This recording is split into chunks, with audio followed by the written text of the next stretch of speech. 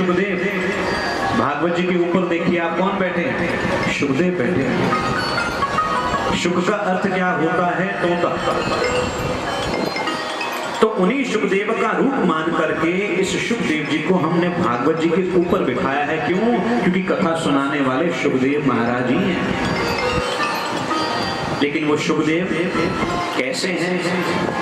उनकी इतना महत्व भागवत में क्यों है? ऐसी क्या उनकी विशेषता है? यही यहाँ पर श्लोक में वर्णन किया है कि यम प्रव्रजन्तमनुपेतमपेत कृत्यम द्वैपायनो विरह कातर आजुहाव। अपनी मां के गर्भ में रहे शुकदेव जी महाराज अनेकों वर्षों तक, और जैसे ही अनेक वर्षों के बाद जब मां के गर्भ से बाहर आए तो 16 वर्ष के नवयुवक बन करके निकले शुकदेव महाराज। और जैसे ही प्रकट हुए मां के गर्भ से बाहर आए और घर छोड़ करके भाग लिए महाराज। पिता व्यास जी रोने लगे, पुकारने लगे, शुकदेव शुकदेव कहां जा रहे हो? शुकदेव ने उनको मुड़ करके देखा भी नहीं। ऐसा क्यों? क्योंकि शुकदेव साक्षात शंकर जी के अवतारी हैं। किसके अवतारी? शंकर जी। और शंकर जी किसके अवतारी हैं? वैराग्य की मूर्ति हैं शंकर जी। हमारे राम जी को वैभव, कृष्ण जी को वैभव अनेक प्राप्त हुए, लेकिन शंकर जी तो हमारे शमशान भूमि में रहने वाले हैं। क्योंकि शंकर जी जानते हैं संसार में सत्य क्या है? शमशान ही सत्य है। कहीं पर चले जाओ, कहीं महलों में रह लो, कहीं कोठियों में रह लो, लेकिन अंतिम महाराज जो स्थान है वो तो आखिरी घर शमशान ही प्राप्त होगा। कितने ताले दरवाजे बंद करके अपने आप को बंद कर लो, लेकिन जब काल आता है तो निकल करके चलना ही पड़ता है। चलो भैया समय हो गया आपका। तो शुकदेव साक्षात शंकर जी के अवतारी हैं, जिनके जन्म से ही वैराग्य है। ना माँ की ममता है, ना पिता का प्रेम है, ना भाई बहन का प्रेम। वो तो बस प्रकट हुए, माँ के गर्भ से निकले और जंगलों में चले, वन में चले। पिता पुकारते हैं, शुकदेव सुनो, शुकदेव सुनो। शुकदेव जी ने कोई बात नहीं सुनी। तब वहां के वृक्षों ने, वनस्पतियों ने प्रकट होकर के व्यास जी से कहा, व्यास जी आप इतने बड़े ज्ञानी होकर के अपने पुत्र के मुंह में रोते जा रहे हैं। शुकदेव शुकदेव घर आ जाओ, शुकदेव घर आ जाओ। अरे इतना प्रेम तो यदि भगवान से किया होता, ठाकुर जी से किया होता, तो अब तक तो ठाकुर जी ने साक्षात दर्शन दे दिया होता। लेकिन सारा दिन पुत्र पुत्र पुत्र बेटे को पुकारते गए महाराज। कभी ठाकुर जी का भी नाम लेते तो आज वृक्षों ने समझाया व्यास जी को, पुत्र को छोड़िए महाराज और अपना कल्याण कीजिए। ये साधारण शुकदेव नहीं, ये साक्षात शंकर जी के अवतारी हैं महाराज।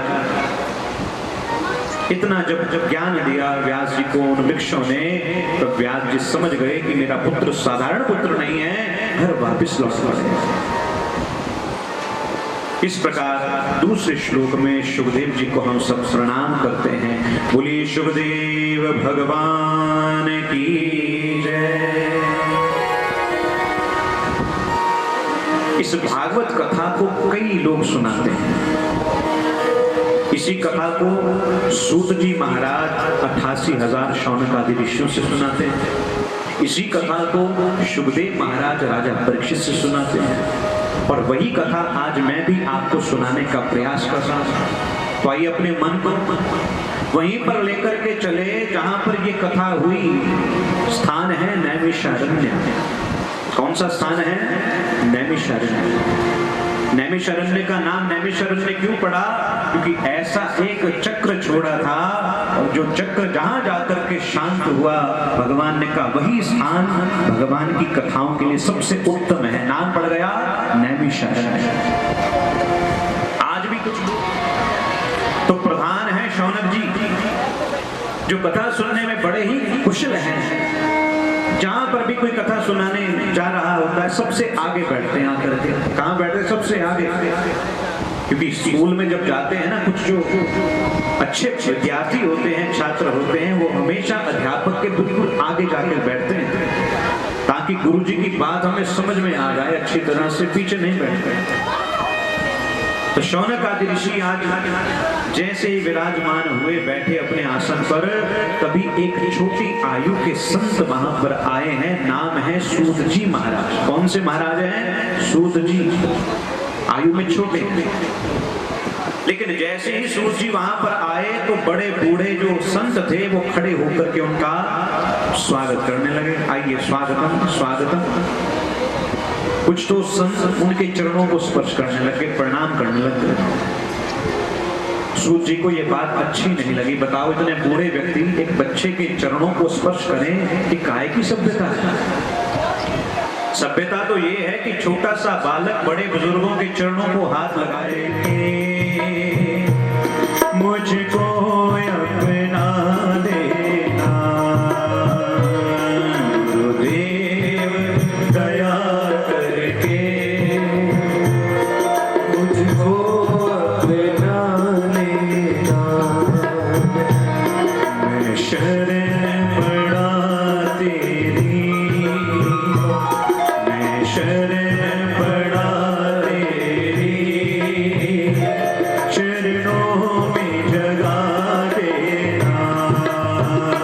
मैं शरण पड़ा तेरी, चरणों में जगा देना। गुरुदेव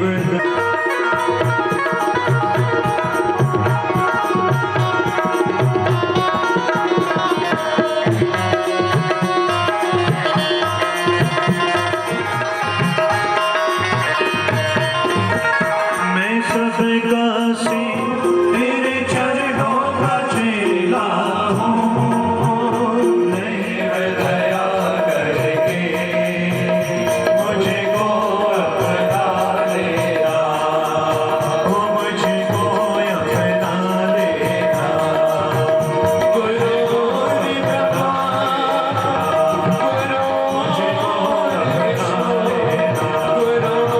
मुझको अपना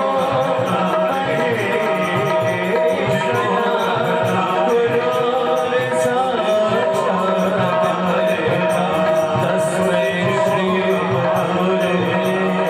मुझको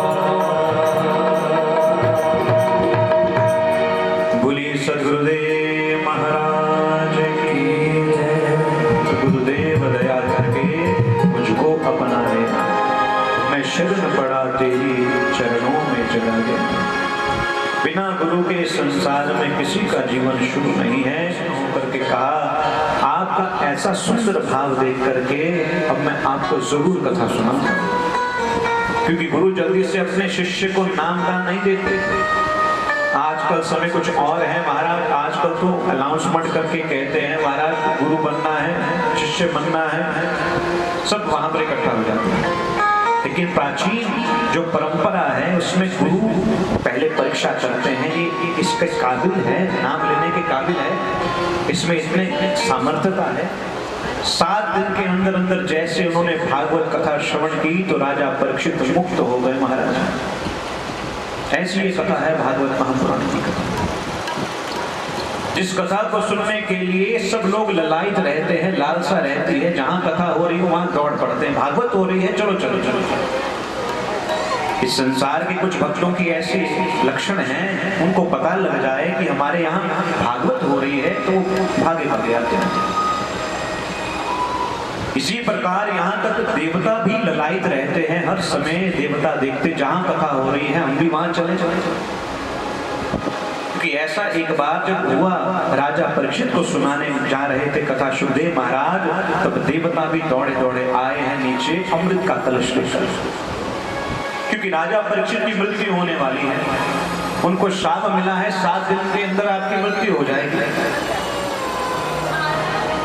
और देवता जानते हैं सुखदेव उनको भागवत की कथा सुनाने जा रहे हैं, क्यों ना हम इसके बदले में अमृत लेकर के चलें। उनको कहेंगे अमृत ले लीजिए और बदले में हमें क्या सुना दीजिए, कथा सुना दीजिए।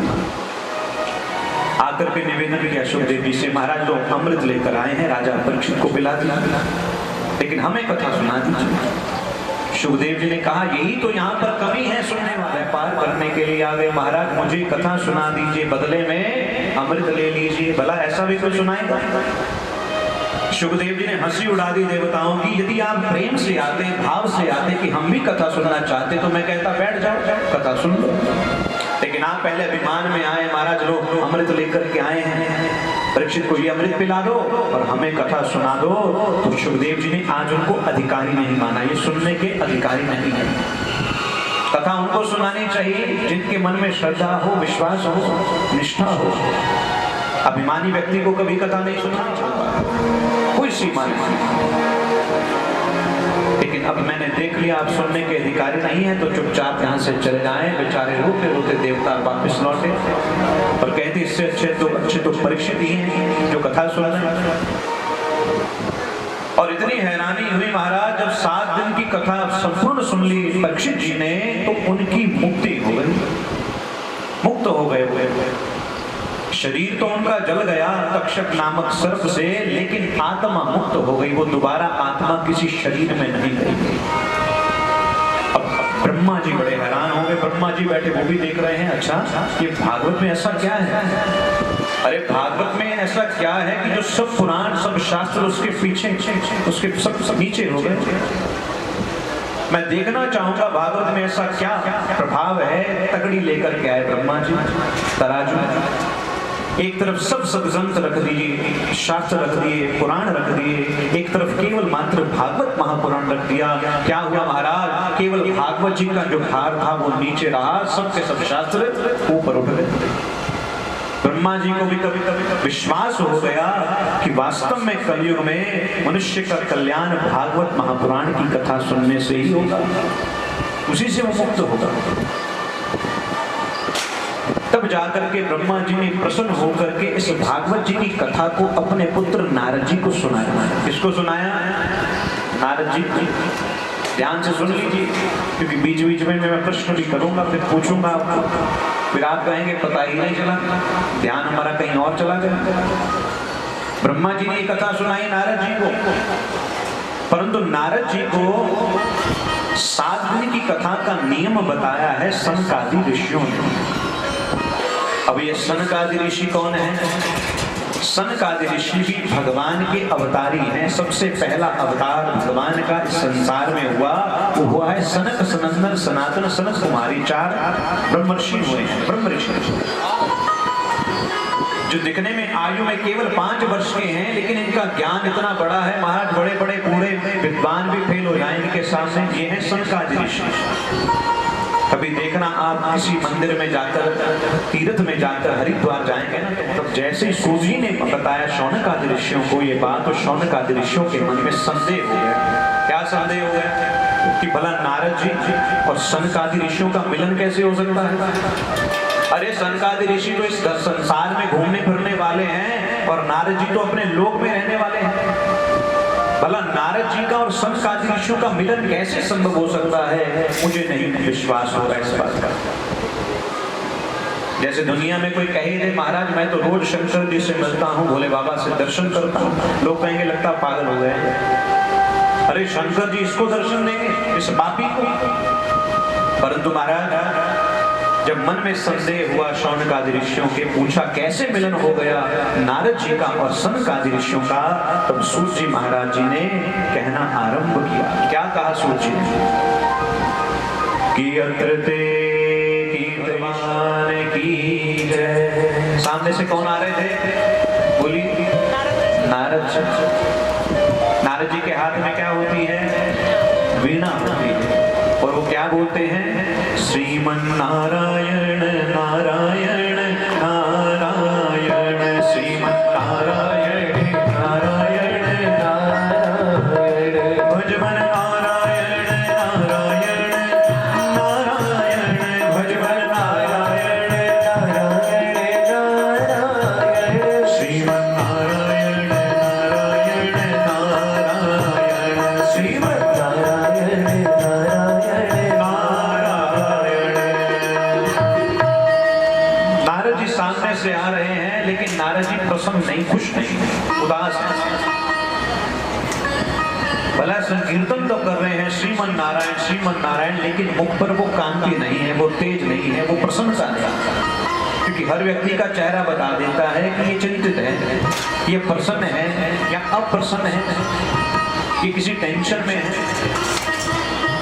तो नारद जी सामने से आए, मुख बड़ा उदास है, श्रीमन नारायण कहते हुए ऋषियों ने पूछा कि कथम ब्रह्मण दीन मुखा और कुतश्चिंता करो भवान परितम गम्यते पुत्र कुतश्चागमनम।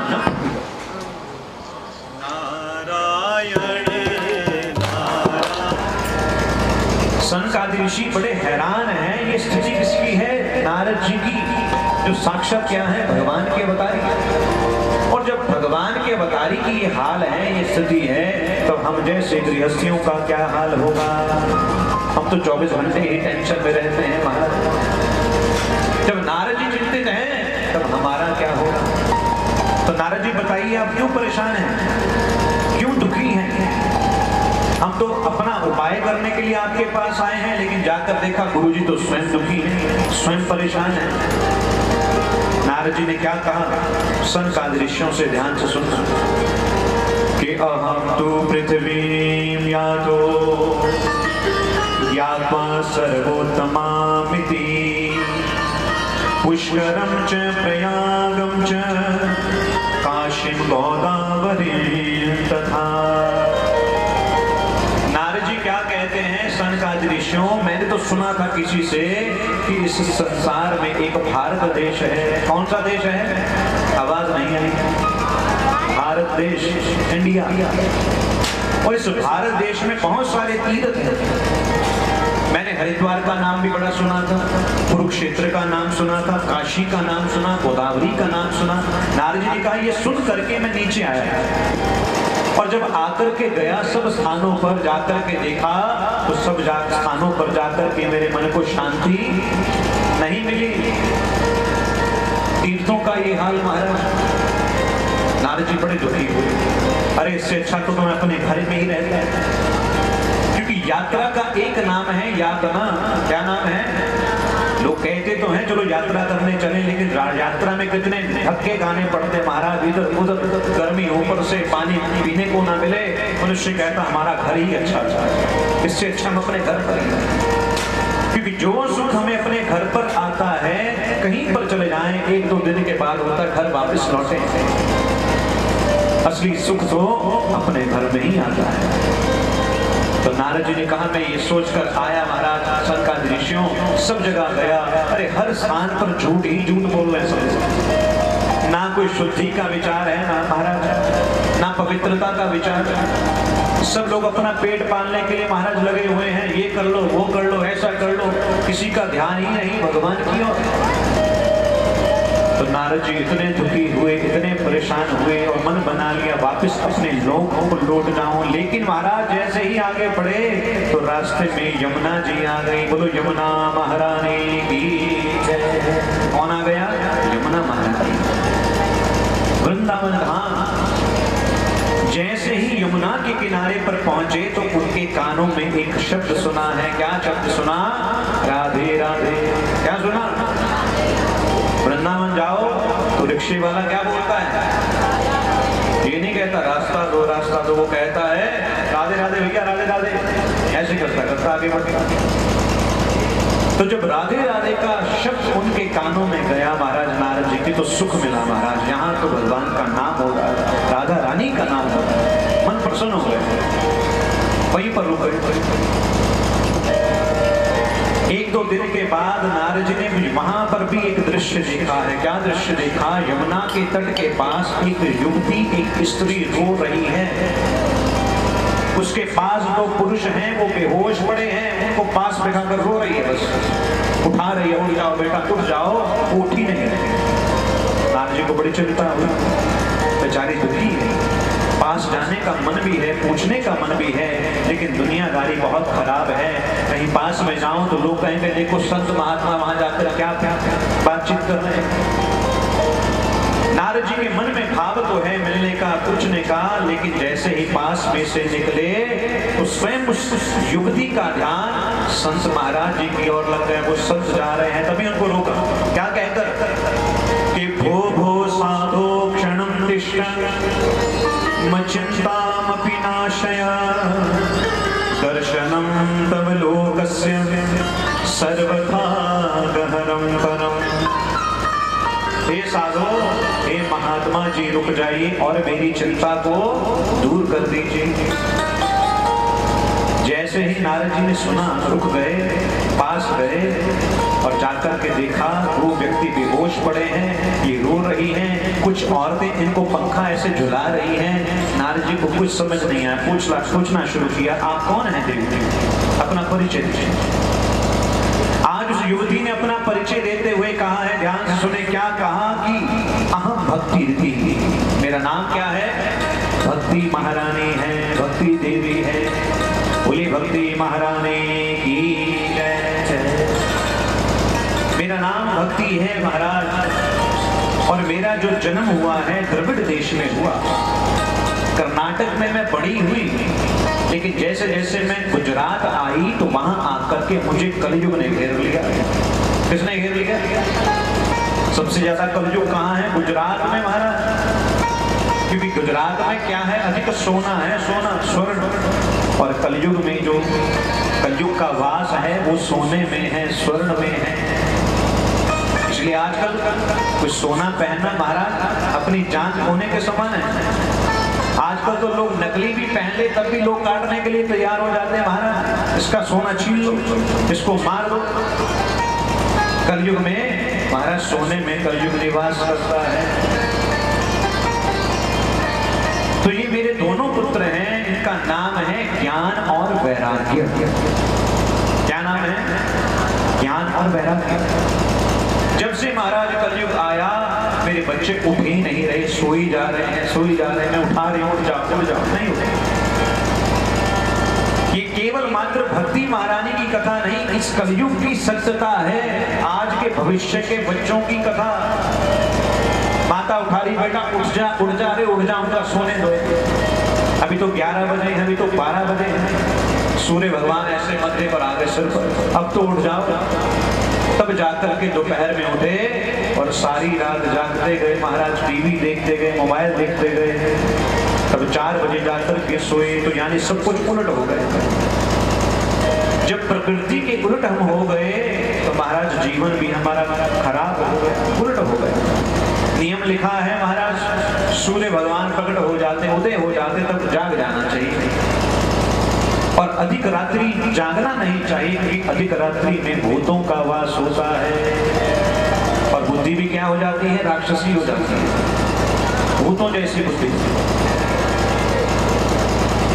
तो मेरे बच्चे दोनों के दोनों बेहोश हैं, क्योंकि जिस माँ के बच्चे ही दुखी रहे, उस माँ को कभी जीवन भर प्रसन्नता। कहते हैं पुत्र कुपुत्र हो सकता है, लेकिन माता कभी कुमाता नहीं हो सकती।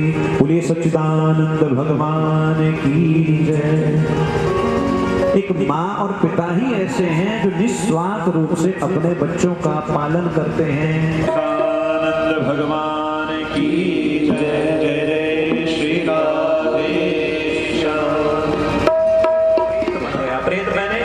बन गया महाराज, और इस कथा को सुनने से ही वो प्रेत तत्व से छूटा। क्या है ऐसी कथा महाराज? सुनने की बड़ी इच्छा है।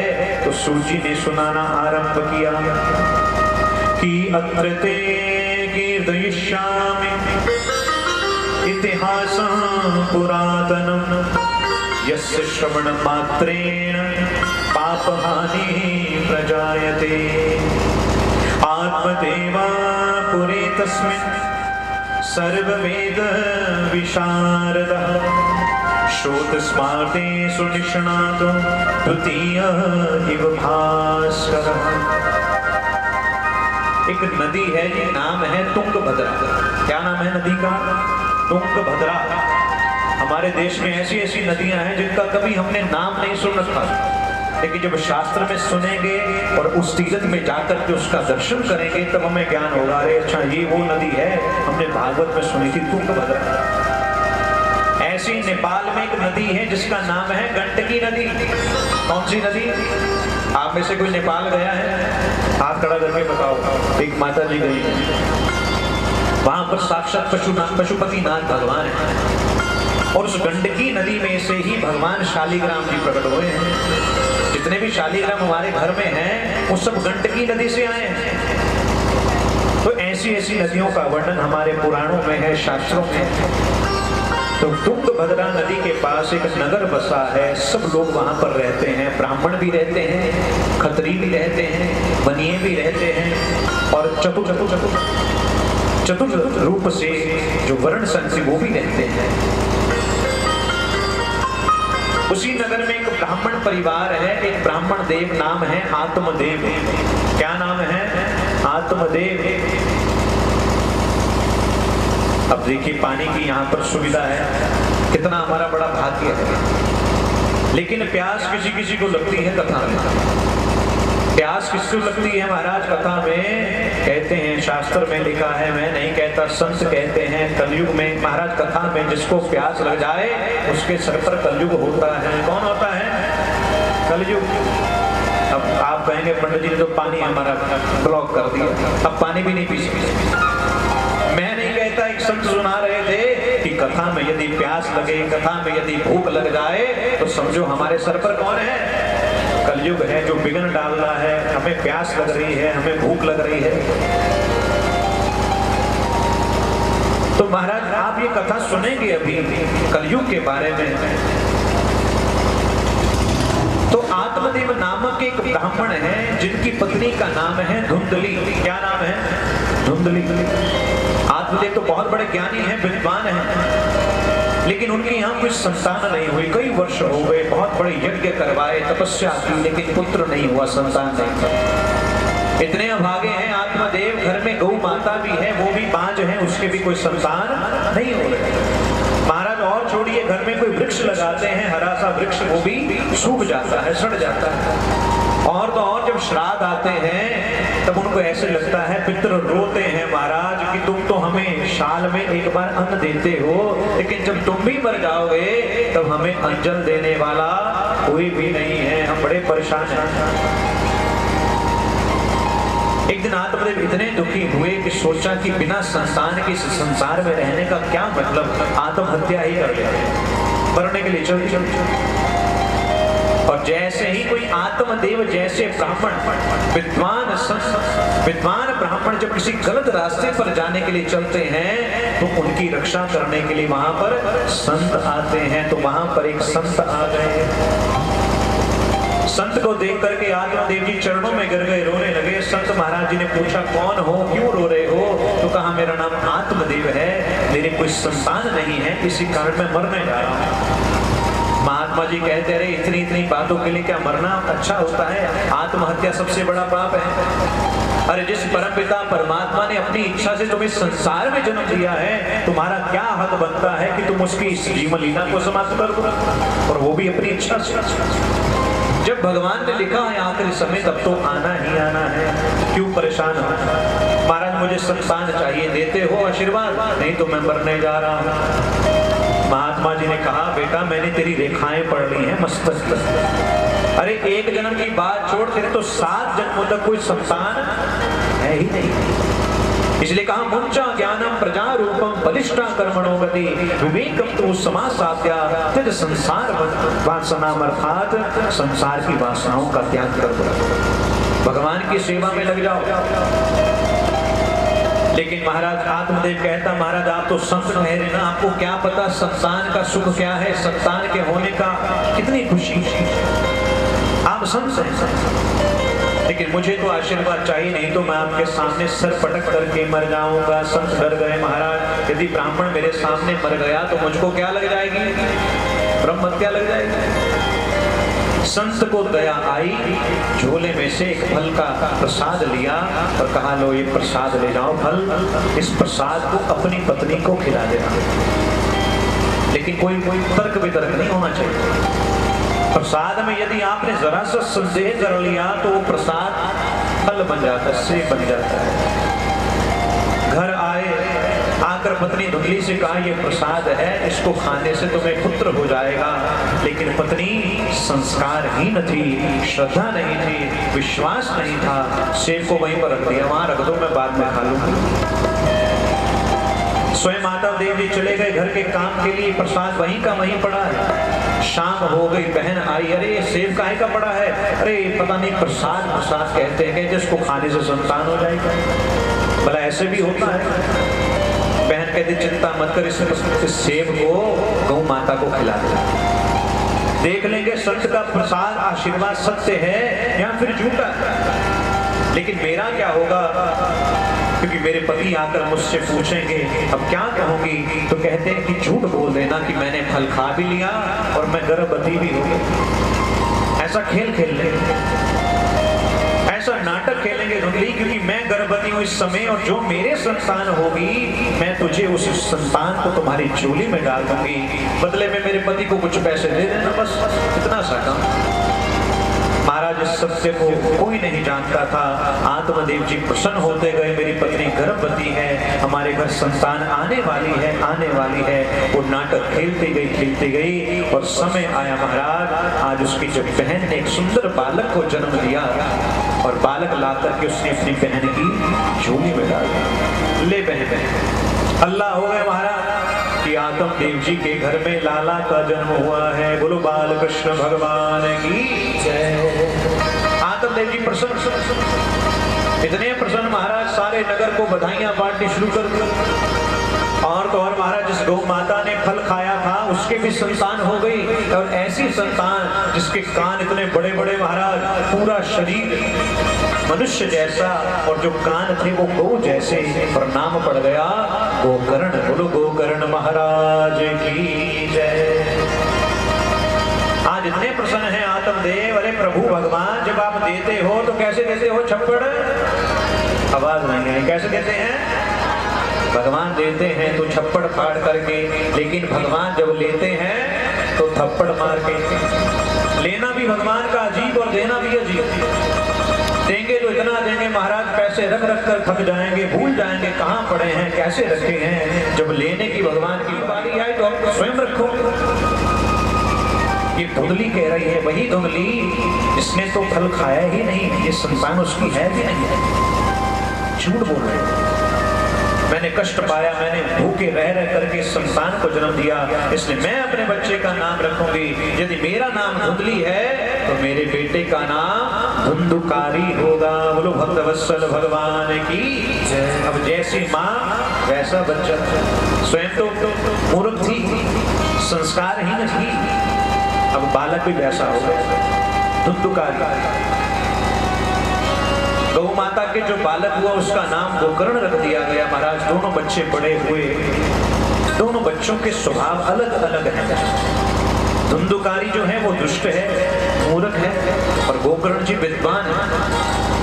गोकर्ण पंडितों ज्ञानी, धुंधुकारी महाखला, महादुष्ट है धुंधुकारी। बचपन से ही इतनी गलत शरारतें करता है, घर में चोरी करता है, किसी के घर में आग लगा देता है। जैसे जैसे बच्चे बड़े हुए महाराज, उनकी शरारतें भी बड़ी हो गई, अब बड़ी बड़ी चोरियां करनी शुरू कर दी धुंधुकारी। और तो और महाराज वैश्य गमन करने लग गए महाराज, वैश्य वृत्ति और बढ़ गया। इतने दुखी हो गए हैं माता पिता। वही माता जिसने अपना बच्चे का नाम बड़े शौक से रखा था, आज वो बच्चा बिगड़ गया, हाथ से निकल गया। तब उस माता पिता का जीवन नरक बन जाता है जिसके बच्चे बिगड़ जाते हैं महाराज। बच्चे नशे में पड़ गए, कहां जाएं, किसकी शरण लें? पिता तो इतना दुखी हो गया, इतना लज्जित हो गया, इस मुख के द्वारा लोगों को अपना मुख दिखाऊंगा। कहां लोग कहते थे कि आत्मदेव जैसा ज्ञानी संसार में कोई नहीं, अब लोग कहेंगे ये देखो वही जा रहा है आत्मदेव, इसी का पुत्र है धुंधुकारी। आज आत्मदेव जी फिर मरने की तैयारी में महाराज, आत्महत्या कर लो तब संसार से छिप जाएंगे महाराज। लेकिन जैसे ही आत्महत्या करने के लिए चले, दूसरी और उनके पुत्र गोकर्ण आ गए रास्ते में। और गोकर्ण जी ने कहा, पिताजी कहाँ जा रहे सुबह सुबह? अरे पूछो मत। अरे नहीं पिताजी बताइए, अच्छा सत्य बताऊं तो मैं मरने जा रहा हूं। गोकर्ण जी ने कहा, पिताजी ये आप कह रहे हैं, इतने बड़े ज्ञानी होकर के अरे आत्महत्या से स्वयं तो पाप लगेगा, किस लिए दुखी हैं? हे गोकर्ण, तुम तो जानते हो मेरा पुत्र धुंधुकारी कितना दुष्ट है, रोज सता रहा है, मेरा अपमान करवा रहा है, इसलिए मरने जा रहा हूं। तो क्या बेटे के लिए आप अपनी कुर्बानी करेंगे, अपने आप को मारेंगे? अरे छोड़ दीजिए उसके मोह को कि मेरा बेटा है ही नहीं। जब मोह का ही त्याग कर दोगे तब आपको दुख जो होगा वो दुखी नहीं करेंगे, चिंतित नहीं होंगे। अभी भी जब नहीं मान रहे आत्मदेव, तो आज ज्ञान का उपदेश दिया है गोकर्ण जी ने। 2 श्लोक गाए हैं वैराग्य के श्लोक। इतना सुंदर वैराग्य है इन श्लोकों में कि सुन करके हमारे हृदय में वैराग्य प्रकट हो जाता है। क्या कहा श्लोक में कि देहे स्थिमासरुधिरे भीमतिं त्यजत्वम् छाया सुतादिषु सदा ममतां विमुञ्चन् पश्यानिशं जगदिदं क्षणभङ्गनिष्ठं वैराग्यरागरसिको भवभक्तिनिष्ठः। पिताजी विचार करके बताइए कि आपसे पूछा जाए आपको संसार में सबसे प्रिय क्या है? सब कहेंगे हमें अपना शरीर बड़ा प्रिय है, सबको प्रिय है अपना शरीर। कोई किसी शरीर के अंग को किसी को दे नहीं सकता, बड़ी हिम्मत चाहिए महाराज। लेकिन यदि विचार करें इस शरीर में क्या है तो खोल कर देखें जरा शरीर को। इसमें 3 चीजें हैं, अस्थि, मांस, रुधिर यानी हड्डी, रक्त और चर्बी। अस्थि, मांस, रुधिर। बाहर से भगवान ने इसको बढ़िया सा बना दिया तो शरीर सबको अच्छा लगने लग गया है। लेकिन इतना अच्छा होते हुए भी शरीर अंत में हमें छोड़ देता है, मृत हो जाता है, मर जाता है। कितना भी इसको पकड़ना चाहें ये बच जाए, इस शरीर को हम बचा लें, बादाम खा करके, काजू खा करके, महाराज टॉनिक पी करके, लेकिन अंत में जाकर कुछ काम नहीं करते काजू बादाम। तो पिताजी जब ये शरीर ही अपना नहीं है, इससे जुड़े हुए संबंध अपने कहां हो सकते हैं? ना पुत्र का संबंध स्थायी है, ना पत्नी का स्थायी है, ना पिता का स्थायी है, कोई संबंध स्थायी नहीं, सबका समय निश्चित है। इसलिए आप वैराग्य को धारण करते हुए भगवान की शरण में जाएं पिताजी। क्योंकि जब इस संसार से मनुष्य जाता है तो उसके साथ केवल क्या जाता है? ये धर्म कर्म ही तो जाते हैं कि हमने कुछ धर्म कर्म किया। ये जो धन संपत्ति आपके साथ जाने वाली नहीं, ये गाड़ियां साथ जाने वाली नहीं, ये व्यापार साथ में जाने वाला नहीं। जाएगा तो किया गया सत्कर्म, पुण्य कर्म। इसलिए आज वैराग्य से भरा हुआ उपदेश गोकर्ण जी ने अपने पिता आत्मदेव जी को सुनाते हुए कहा है, बड़े प्रेम से कहा है। क्या कि जाएगा जब यहाँ से कुछ भी न पास होगा। माँ इतना दुखी हो गई, एक दिन स्वयं कुएं में जाकर के छलांग लगा करके अपनी जीवन लीला समाप्त कर दी। अब वो धुंधुकारी वैश्याओं को लेकर के घर आ गया, उनके साथ रहने लग गया महाराज। एक दिन वैश्याओं ने भी विचार किया कि कितना दुष्ट है ये धुंधुकारी, हमारे लिए बड़ी बड़ी चोरियां भी कर देता है, सब कुछ कर देता है हमारे ऊपर। लेकिन एक ना एक दिन राजा इसको जरूर पकड़ लेगा, और जब ये पकड़ा जाएगा तब हम सब भी जेल में चले जाएंगे। तो इससे अच्छा ये है, हमारे पास बहुत सारा धन हो चुका है, हम खुद ही क्यों ना इसको मार दें। आज वैश्याओं ने धुंधुकारी को मारने की तैयारी कर ली महाराज। जैसे रात में घर आया, रस्सी से बांध दिया उसको पहले। वो कह रहे ये क्या कर रही, चुप हो जाओ, और उसके मुंह में कपड़ा डाल दिया, बांधने लग गए रस्सी से। डंडों से इतना मारा, खून खून निकल आया धुंधुकारी के, लेकिन प्राण नहीं निकले क्योंकि बड़ा दुष्ट था। एक वैश्य बोली, लगता है ये ऐसे नहीं मरेगा, इसके मुंह से कपड़ा निकालो, रसोई में जाकर अंगीठी में जो कोले पड़े वो लेकर। जैसे कोले ला करके उसके मुंह में डाले तो महाराज तड़प तड़प करके आज वो धुंधुकारी मरा, और मरने के बाद सीधा वो प्रेत बन गया, भूत बन गया, जिसकी अकाल मृत्यु हो गई।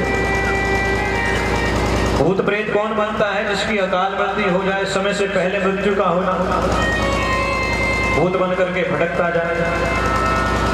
गोकर्ण ने अपने माता पिता की मुक्ति करवाई गया जी जाकर के। भाई का पता चला तो उसकी भी मुक्ति करवाई, लेकिन जब घर आया तो आकर फिर देखा एक कोई प्रेत भूत सामने है। पूछा कौन हो? तो उसने कहा मैं तुम्हारा भाई हूँ धुंधुकारी। अरे मैं तो तुम्हारी मुक्ति करवाया। धुंधुकारी कहता महाराज कितनी बार भी गया जी जाया हो, लेकिन मेरी मुक्ति होने वाली नहीं है, कोई और रास्ता निकालता। तब गोकर्ण जी ने सूर्य नारायण भगवान की उपासना की। तब सूर्य भगवान ने भी यही कहा यदि तुम अपने भाई की मुक्ति चाहते हो तो उसके निमित्त भागवत की कथा करवाओ, पितृ मुक्ति के लिए। गोकर्ण जी ने श्रीमद् भागवत महापुराण का ऐसे ही ज्ञानमय यज्ञ करवाया, सबको निमंत्रण दिया, सब लोग आए। अब वो प्रेत भूत भी वहां पर आकर के बैठना चाह रहा है, लेकिन कहां बैठे उसको समझ में नहीं आ रहा। महाराज वहां पर एक बांस था, 7 गांठ वाला बांस, और वो उस बांस में आकर के बैठ गए। जैसे भागवत के पहले दिन की कथा विश्राम हुई तो उस बांस की जो एक गांठ थी वो अपने आप टूट गई थी, क्योंकि इसमें गांठें होती हैं, गांठ। ऐसे करते करते दूसरे दिन की गांठ, तीसरे दिन की गांठ, चौथे, पांचवें, छठे, सातवें, जैसी कथा विश्राम हुई 7वें दिन तो बांस फट गया और महाराज वहीं से धुंधुकारी प्रकट हो गए। बोली भक्त वत्सल भगवान की जय। ये बांस की गांठों का फटना क्या है? हमारे हृदय की ग्रंथियों का खुलना। हमारी हृदय की ग्रंथियां बंधी हुई हैं, किसी की पुत्र में बंधी हुई है, किसी की पति में बंधी हुई है, किसी के परिवार में बंधी हुई है, किसी की धन में बंधी हुई है। ये कथा हमारी ग्रंथियों को क्या करती है? खोल देती है, फाड़ देती है। जिस दिन सब ग्रंथियां खुल जाती है महाराज, उस दिन सामने हमारे साक्षात ठाकुर जी प्रकट हो जाते हैं। बोली बाल कृष्ण भगवान की जय। धुंधुकारी आज बड़े सुंदर रूप में प्रकट हुए, इतने सुंदर महाराज। सब पूछते कौन है आप? तो कहा मैं तो वही दुष्ट हूं, लेकिन आप तो इतने सुंदर बन गए, राजा बन गए। उन्होंने कहा ये सब प्रभाव किसका है? श्रीमद् भागवत महापुराण। इसलिए नित्य इस कथा को जरूर सुनना चाहिए। अरे यहाँ तक कह दिया कि जब तक शरीर में प्राण है भागवत को बार बार सुनना चाहिए। ये नहीं महाराज एक बार कथा सुन ली, अरे वही भागवत है महाराज, टीवी आजकल चलाओ, हर उसमें चैनल पर भागवत कथा है। लेकिन उस भागवत कथा से और इस भागवत कथा में अंतर क्या है? यहाँ पर ज्ञान भी प्राप्त हो रहा है और पुण्य भी प्राप्त हो रहा है। घर में वो शुद्धि नहीं होती, घर में चाय का प्याला साथ में होता है, इधर चाय का एक सिप चलता है, अरे भजन बड़ा सुंदर चलता है, कथा बड़ी अच्छी आ रही है। लेकिन यहाँ विधिवत रूप से हम जमीन पर बैठे हैं, आसन पर बैठे हैं और कथा के बीच में कुछ खा पी भी नहीं रहे, तो ये कथा सुननी क्या है? बड़ी पुण्यदायी है। इस प्रकार महिमा गा रहे थे भागवत जी की धुंधुकारी। उसी समय भगवान का वाहन आया नीचे और कहा महाराज धुंधुकारी जी आइए इस वाहन पर बैठिए और चले भगवान के धाम। सब लोगों ने इतराज किया महाराज ये क्या बात हुई? कथा तो यहाँ सब लोगों ने सुनी, लेकिन धुंधुकारी के लिए वाहन क्यों आया? तो वहां पर बताया है कि सबने कथा तो सुनी, लेकिन कथा सुनने के बाद विचार मनन किसी ने नहीं किया। जैसे कथा यहाँ सब सुन रहे हैं, लेकिन अभी भी कथा में किसी का ध्यान घर में होगा, पता नहीं ताला अच्छे से लगाया है या नहीं लगाया है। किसी का ध्यान अपनी चप्पल में भी जा सकता है, मेरी चप्पल पीछे पड़ी है या नहीं पड़ी। किसी का ध्यान बच्चों में चला जाएगा, महाराज मेरे बच्चे पता नहीं भूखे होंगे, प्यासे होंगे। किसी का ध्यान होगा आरती कब होगी, प्रसाद लें और चलें। हमारा सब प्रकार के लोग हैं, तो कथा के साथ साथ मनन होना बड़ा जरूरी है। इस धुंधुकारी ने मनन किया, 7 दिन तक कथा सुनी बिना कुछ खाए पिए, इसी कारण इसकी मुक्ति हुई है। आप भी ऐसा करें तो निश्चित ही आपकी भी मुक्ति हो जाएगी। धुंधुकारी की मुक्ति हो गई। दोबारा से फिर भागवत की कथा वहां पर करवाई। सब लोगों ने निष्काम भाव से कथा श्रवण की। प्रथम दिवस पहले दिन की कथा में केवल महात्म्य की कथा आती है, जो 2 कथा आपने यहाँ पर सुनी। कल से श्रीमद् भागवत महापुराण के प्रथम स्कंद में हम प्रवेश करेंगे।